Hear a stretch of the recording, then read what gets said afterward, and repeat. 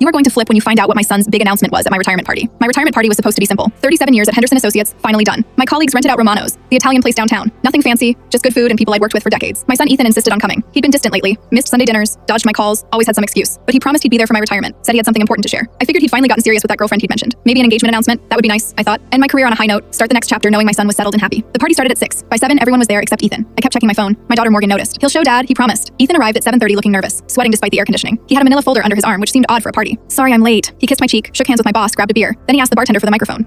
If I could have everyone's attention? The room quieted. I smiled, expecting the engagement news. I want to thank you all for celebrating my dad tonight. 37 years is incredible. Real dedication. He paused. Which is why what I'm about to say is so difficult. My stomach tightened. Ethan opened the folder. For the past 8 months, I've been working as an investigative journalist. My editor assigned me a piece on corporate fraud in mid-sized accounting firms. Oh God. During my research, I uncovered a pattern of financial irregularities at Henderson Associates, specifically in the auditing department. He looked directly at me. My father's department. The room went dead silent. He pulled out printed spreadsheets, bank statements, emails, started reading details I recognized, client accounts I'd managed, adjustments I'd made, numbers I'd moved. The hidden truth spilled out in front of everyone I'd worked with for nearly 4 decades. Small amounts at first, a few thousand here and there, redistributed from high-volume corporate clients who'd never notice. Then larger sums. Over 15 years, I'd skimmed nearly $2 million.